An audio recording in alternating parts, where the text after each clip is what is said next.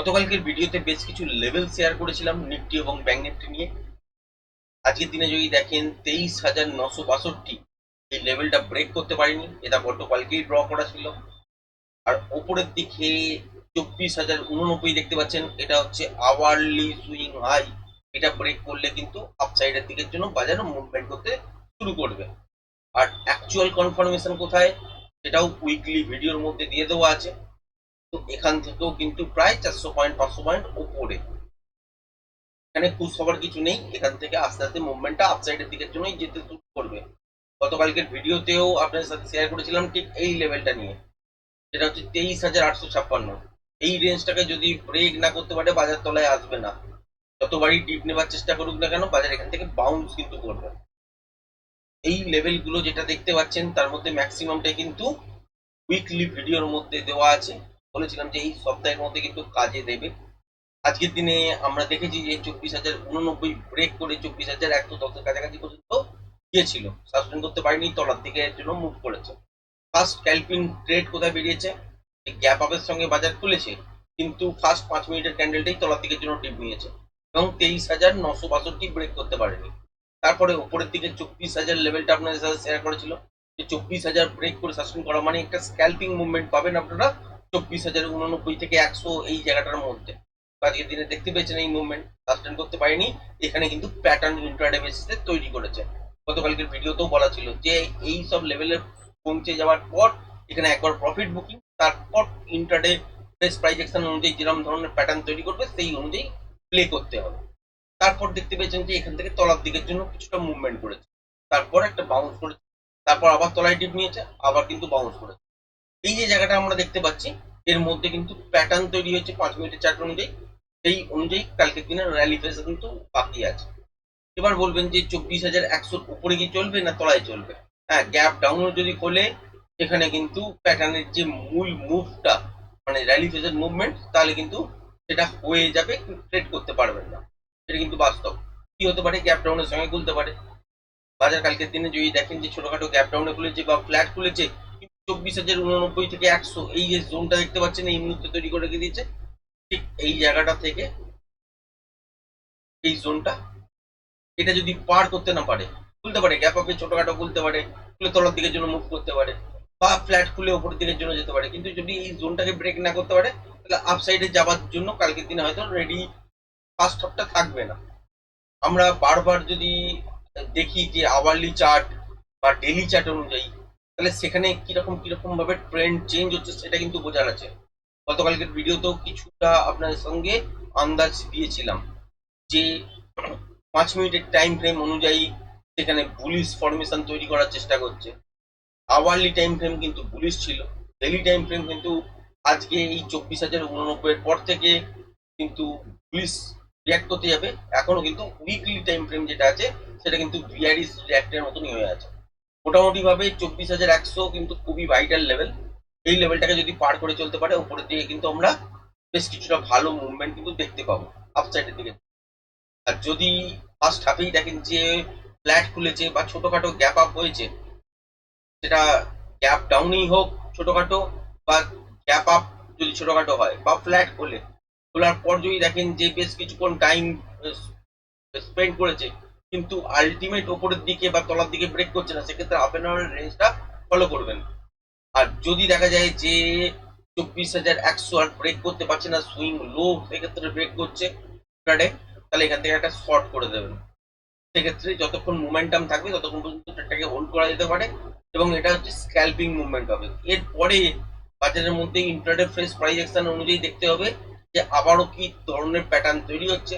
যদি এইখানে এসে কন্টিনিউশন প্যাটার্নের ফরমেশন তৈরি করে, সেই অনুযায়ী প্রজেকশন লেভেল ড্র হবে, তারপর পিয়ারসেট লেভেল যখন বেরিয়ে আসবে অ্যাকচুয়াল টার্গেট, তখনই জানতে পারবেন যে নেক্সট টার্গেটটা তলার দিকের জন্য নাকি রিভার্সাল প্যাটার্ন হলে নেক্সট টার্গেটটা উপরের দিকের জন্য মুভ করবে।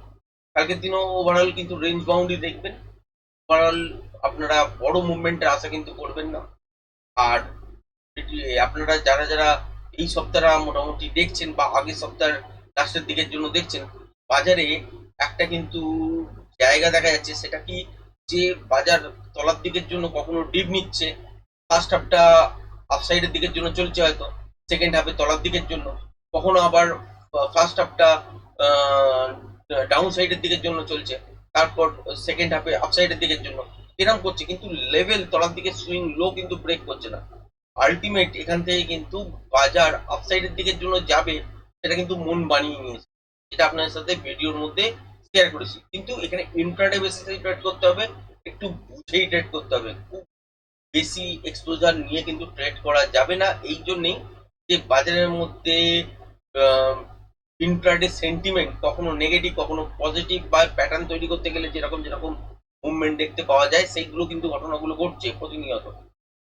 এর মধ্যে আপনাকে ট্রেডিং সেট আপ তৈরি করতে হবে, ছোট প্রফিটের মধ্যে রাখতে হবে, আর বাজারের মধ্যে সেই রকম মুভমেন্ট আসার মতন যে আহ, জায়গা তৈরি হয়, বা ট্রেন্ডিং টাইপের মুভমেন্ট তৈরি হওয়ার জন্য যে দেখতে হয়, সেইগুলো কিন্তু তৈরি কালকের জন্য কিন্তু নেই। সুতরাং কালকে বড় মুভমেন্ট দেখবেন না, এরকমই বোথ সাইড টাইপের মুভমেন্ট দেখবেন।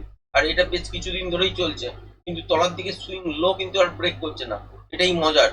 আর এখান থেকে আপসাইডের দিকের জন্য আপনারা দেখতে পারেন, এবং সেক্ষেত্রে যদি কোনো পজিটিভ নিউজ কয়েকদিনের মধ্যে আস্তে আস্তে করে আসতে থাকে, তাহলে আপনার লাইভ হাইতেও হয়তো এই প্যাটার্নটা, ডেইলি বেসের প্যাটার্নটা লাইভ হাইতে গিয়ে পৌঁছাতে পারে। সেটা নিয়েও উইকলি ভিডিওতে আপনাদের সাথে কিন্তু সেপারেট ভিডিও করে তৈরি করে দেওয়া আছে। এবার হচ্ছে ব্যাংক নিফটি নিয়ে যদি দেখেন, তাহলে হচ্ছে ব্যাংক নিফটি তো সেম সিচুয়েশন। তো এখানেও গতকালকের ভিডিওতে আপনাদের সাথে শেয়ার করেছিলাম যে এই রেঞ্জটা ব্রেক করলেই আলটিমেট কিন্তু এখান থেকে আপসাইডের দিকের জন্য মুভমেন্ট দেখবেন। হ্যাঁ, ট্রিকি নয়েজ হয়তো এইসব জায়গায় দেখেছেন হয়তো অনেকটাই, সেখানে যারা যারা স্ক্যাল্পিং করতে পারেন সেখানেও কিন্তু প্রবলেম ক্রিয়েট হয়েছে। কিন্তু যে জায়গাটা আপনাদেরকে শেয়ার করেছিলাম ঠিক এই জোনটা, 57,397 মানে 400, এই জোনটা যদি আওয়ারলি টাইম ফ্রেম অনুযায়ী ব্রেক করে বেশ কিছুটা মুভমেন্ট পাবেন। স্ক্যাল্পিং ট্রেড কিন্তু মর্নিংয়েই একটা সেট আপ বেরিয়েছে, তারপর থেকে যদি দেখেন নয়েজে কিন্তু ভর্তি, এখানে কিন্তু ট্রেড করা সেরকম ভাবে পসিবল হয়নি ব্যাংক নিফটির ক্ষেত্রে। নিফটির ক্ষেত্রে হয়েছে, ছোট ছোট প্রফিট কিন্তু বুক করতে হয়েছে, কোয়ান্টিটিও কিন্তু চুপ রাখতে হয়েছে। তো ওভারঅল কালকের দিনের জন্য যদি দেখেন, এটাই হচ্ছে পুরোটা একটা রেঞ্জ। তো গ্যাপ ডাউনেই খুলুক, যদি তলার দিকে এই সুইং লো ব্রেক না করতে পারে, সেটা যদি গ্যাপ ডাউনেও খোলে, তাহলেও কিন্তু জানবেন যে এখান থেকে বাজার কিন্তু আবার উপরের দিকের জন্য ঘুরতে চলেছে।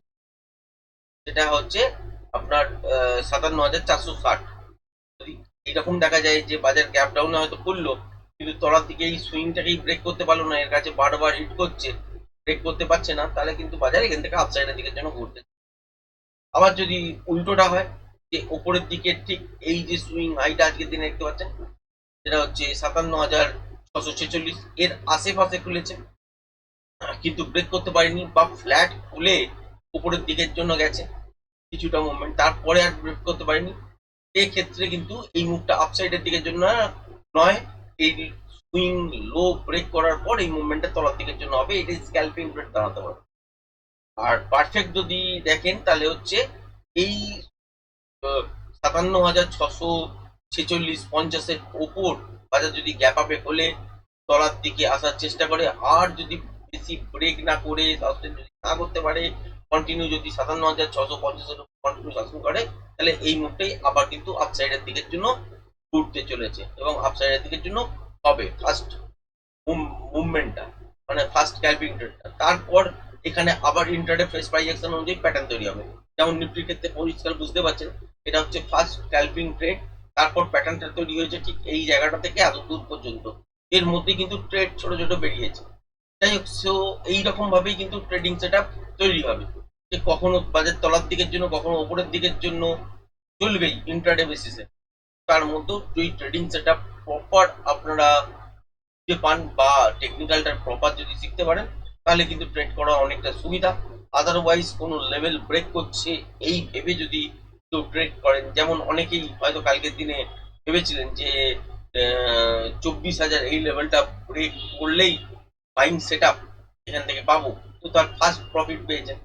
তারপর দেখেছেন যে 24,100 টাকাও ব্রেক করেছে, এখানেও অনেকে কিন্তু ট্র্যাপ করেছেন, কারণ এইখানেও অনেকে বাইক বাই করতে গেছে 24,100 পরে বাই করেছে, করে এইসব জায়গায় অ্যাভারেজ করেছে বারবার, তারপর দেখেছে তলার দিকে ক্রমশ চলে গেছে, লস খেয়ে কিন্তু পুরো প্রফিটটা যেটা মর্নিং এ করেছিলেন সেটা কিন্তু এখানে ওয়াইপ আউট হয়ে গেছে।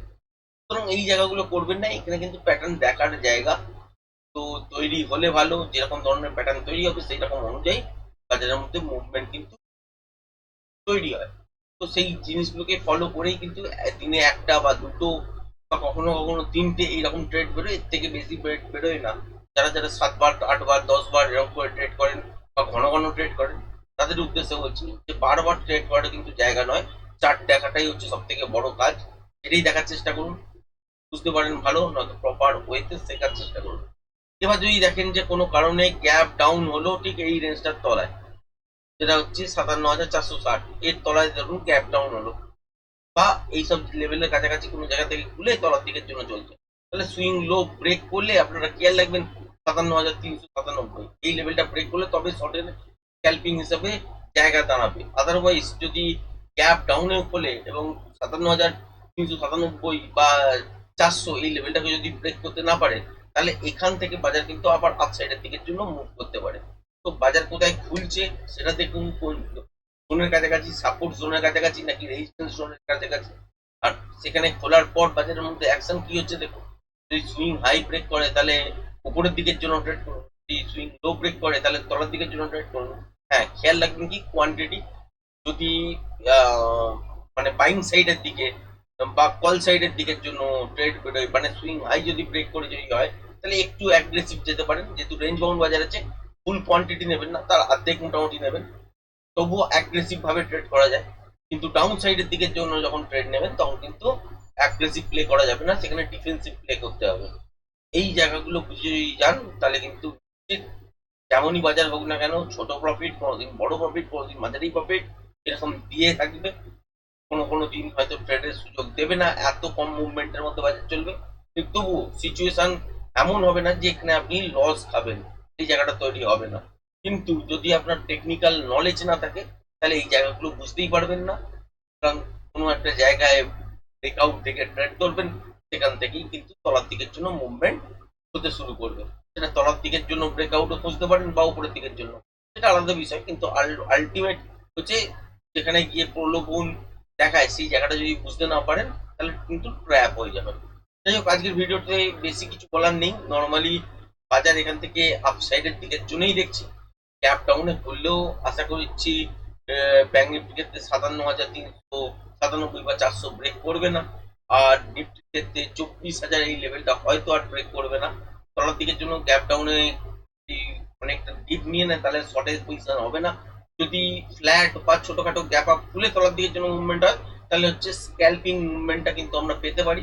তারপর এখান থেকে কি ধরনের প্রেস প্রাইজেকশন করছে তার উপর আবার নেক্সট ট্রেড করতে পারি। আর যদি বড় সড়ো গ্যাপ ডাউন বা গ্যাপ আপ হয়ে যায় তাহলে কিন্তু সেখানে ফার্স্ট ট্রেডটা জায়গাটা কিন্তু থাকবে না।